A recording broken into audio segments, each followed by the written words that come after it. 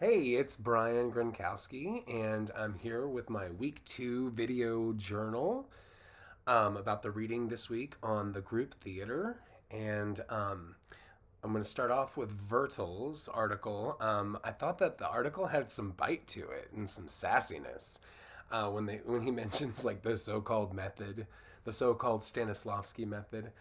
Um, so it was definitely a different take than the Brestoff article, which, being from 1946, it seemed really fresh at the time and gave us a really interesting perspective on the group theater and the people that made up the group theater.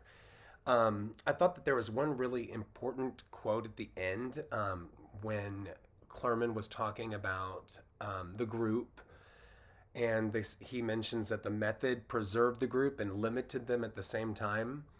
Um, I think meaning limited to their, because they ended up seeing different sides of effective memories and the use of emotional memory, that it kind of limited to their potential of growing as an ensemble, and then also limited them just by the literature that they were able to do.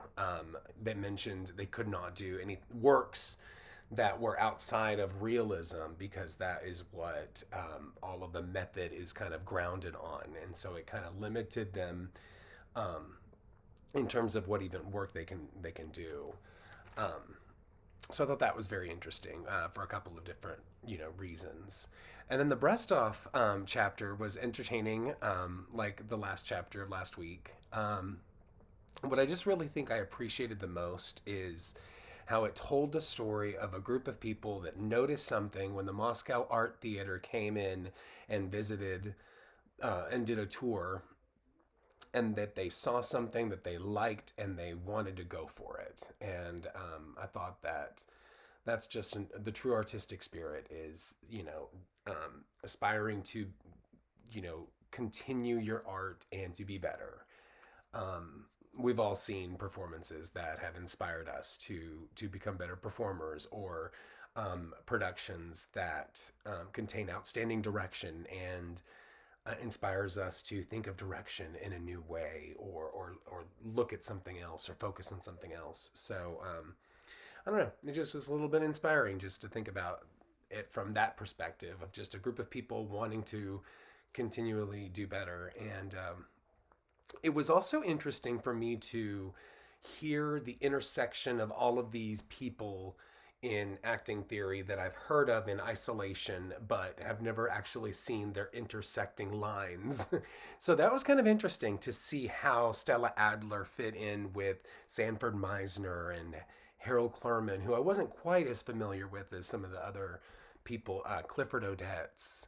Um, so it was interesting to see all these people that I had learned of in isolation in little bits and starts, and actually been able to see the way that they interact with one another.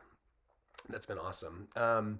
Then also being, as seeing a closer look at their methods and how they came to be and how they would play games in the group theater, and work on improvisations, and of course those exercises with effective memory, which I think caused a little bit of a turnaround when people were expressing the fact that they were not quite comfortable with this.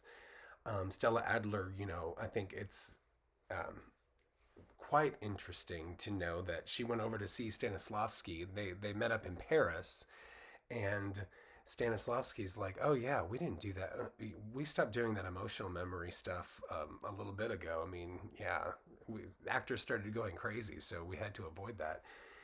And and then Stella Stella being able to work with Stanislavski brought back that that those nuggets of wisdom from Stanislavski's latest theories, and share them with the group later on. So I feel like we've got a little bit of a cliffhanger here now, as far as like who's going to go branch off from here, and you know um, I'm eager to learn about Meisner and Stella Adler and even Strasberg's theories here coming up. So yeah, but those are all the things that I found interesting and useful as a director. So have a great week, and see y'all next week.